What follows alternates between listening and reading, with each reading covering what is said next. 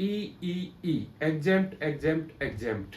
कोई भी जो भी बेनिफिट मिल रहा है, हमें ग्रेचुटी मिलती है जिसकी सीलिंग लिमिट 25 लैक्स है, लमसम पेमेंट मिलेगा यूपीएस अगर आप ऑप्ट करते हैं तो वो भी टैक्स फ्री है। उसके अलावा जो भी बेनिफिट मिलता है सब टैक्स फ्री है। आप जो भी अमाउंट विड्रॉ करेंगे आपके कॉर्पस से वो भी टैक्स फ्री है।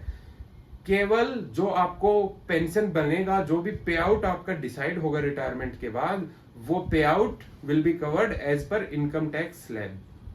तो जितना भी मंथली पे आउट आपका बनता है वो आपका इनकम टैक्स के रूल्स के हिसाब से बनाया जाएगा, उसके ऊपर टैक्स लगेगा, बाकी सब कुछ इनकम टैक्स फ्री है। ग्रेचुटी की अभी हमने बात करी, ग्रेचुटी की अभी सीलिंग लिमिट 25 लाख है, तो ग्रेचुटी भी एप्लीकेबल है। जो भी इंप्लॉय रिटायर होगा उसे यूपीएस के अंदर उसे ग्रेचुटी भी मिलेगी।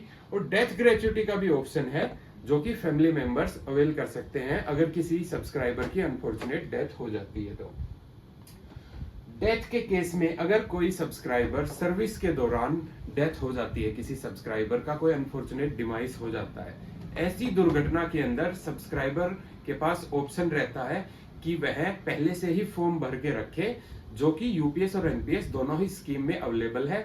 वो फॉर्म भरने से अगर सर्विस के दौरान डेथ होता है तो सब्सक्राइबर की जो फैमिली है उसको पुरानी पेंशन स्कीम के हिसाब से जो भी लास्ट बेसिक पे था सब्सक्राइबर का डिवाइस होने से पहले, उस बेसिक पे का 50% उसका पेंशन बना दिया जाएगा और वो बेसिक पे के हिसाब से उसकी पे आउट बनेगी।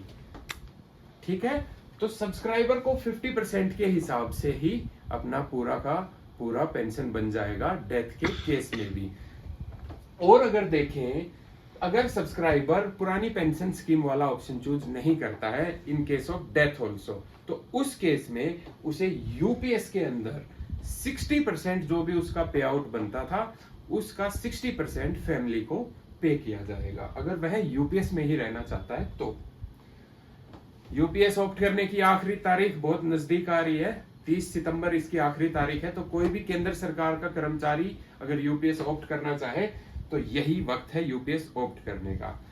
आखिर में दोस्तों हम देखते हैं कि यूपीएस और एनपीएस में से क्या बेटर है, दोनों को कंपेयर करके देखेंगे। उससे पहले एक चीज और देख लेते हैं। रिसेंटली एक गवर्नमेंट ने एक नया ऑर्डर लेके आई है, एक स्विच फैसिलिटी, एक वन टाइम स्विच फैसिलिटी दी है सभी सेंट्रल गवर्नमेंट एम्प्लॉइज को।